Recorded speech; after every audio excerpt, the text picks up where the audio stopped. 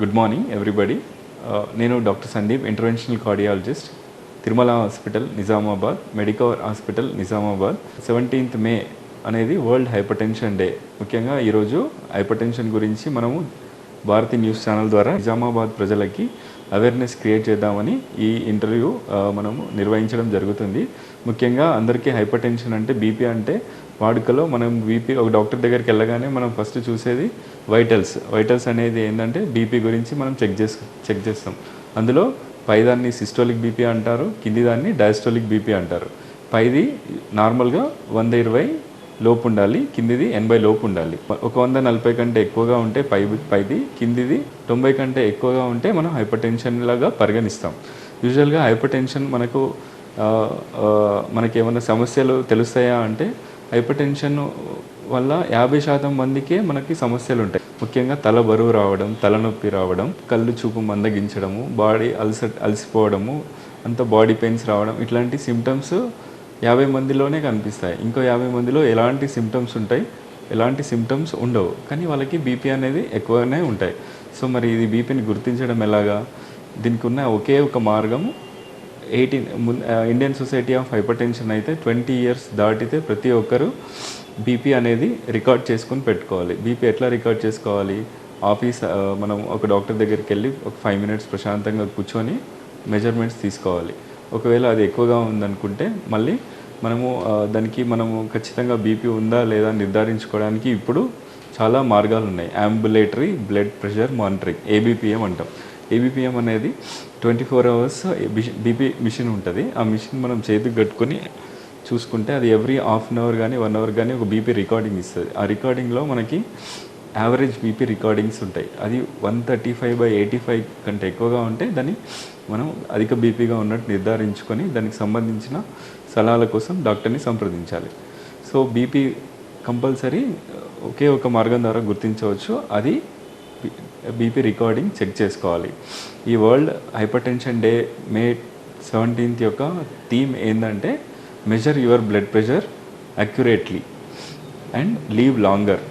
అంటే hyper tension అనేది ఇప్పుడు 10 to 20% యొక్క మరణాల్లో ఒక కారణం హైపర్ టెన్షన్. ఈ హైపర్ టెన్షన్ని మనం నెగ్లెక్ట్ చేసి ఏమవుతుందంటే ముఖ్యంగా బ్రెయిన్కి వచ్చేసి పక్షవాతం రావచ్చు. అదేంటంటే రక్తం గడ్డగట్టడం కావచ్చు, బాగా బీపీ 200 వెళ్ళిపోయి బ్రెయిన్లో రక్తం లీక్ అయిపోయి రక్తస్రావం జరిగి పక్షవాతం రావచ్చు, సడన్గా కోమాకి వెళ్ళిపోవచ్చు. ఇంకో గుండెకి సంబంధించి బీపీ యొక్క ప్రధాన సమస్య ఏంటంటే హార్ట్ ఫెయిల్యూర్ అంటాం. హార్ట్ ఫెయిల్యూర్ అయిపోతే హార్ట్ పనితీరు తగ్గిపోయి కాళ్ళ వాపు రావడం, దమ్ము రావడం, పడుకోలేకపోవడం, ఇట్లాంటి సమస్యలు రావచ్చు. కిడ్నీకి వచ్చేసి కిడ్నీ పనితీరు తగ్గిపోయి కిడ్నీ యొక్క క్రియాటినిన్ అనేది పెరిగి డయాలసిస్కి వెళ్ళే స్టేజ్ దాకా కూడా తీసుకెళ్ళచ్చు. కంటికి వెళ్ళే రక్తనాళాల్లో కూడా రక్తం గడ్డగట్టడం, సిఆర్ఏఓ అంటాం. రెటినా అనేది కంటి పొరకి రక్తస్రావం తగ్గిపోయి కంటి చూపు కూడా తగ్గించే అవకాశం ఉంటుంది.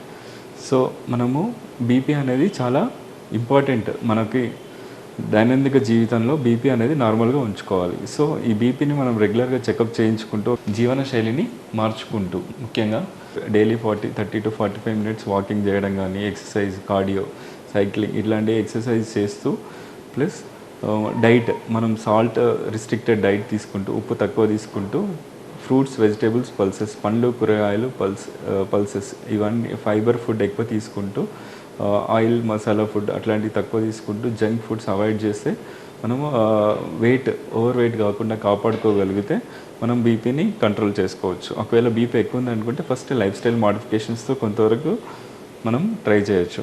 ముఖ్యంగా exercise, diet plus adequate sleep డిప్రైవేషన్లో కూడా మనకి బ్లడ్ ప్రెషర్ అద్భుతంగా తగ్గొచ్చు.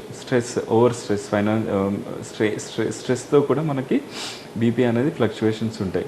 సో ముఖ్యంగా మన చేతుల్లో ఎక్సర్సైజ్, డైట్, స్ట్రెస్ని అదుపులో పెంచుకుంటూ మంచి గాఢమైన నిద్ర వెళ్తే మనకి ఇట్లాంటి లైఫ్ స్టైల్ డిసీజెస్, ముఖ్యంగా లైఫ్ స్టైల్ డిసీజెస్ అంటే హైపర్ టెన్షను, డయాబెటీస్, ఇవన్నీ కొలెస్ట్రాల్కి సంబంధించిన జబ్బుల్ని మనం తగ్గించుకోవచ్చు.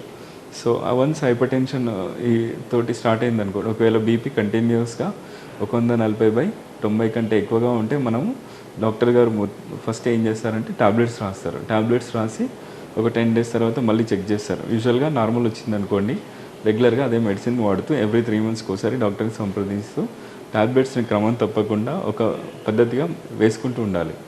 చాలామంది ఏం చేస్తారంటే నార్మల్ కాగానే ఆపేయాలని చూస్తారు. ఎందుకంటే ఒక్కసారి స్టార్ట్ చేస్తే లైఫ్ టైం వేసుకోవాలా అనే ఒక అపోహ, ఒక మానసిక ఆందోళనతోటి కొన్ని రోజులు వేసుకొని ఆపేస్తారు. అట్లా సడన్గా డాక్టర్ని కలవరు, 2 ఇయర్స్ 3 ఇయర్స్ తర్వాత సడన్గా 200-300 బీపీ తోటి మనకి దమ్ అంటారు.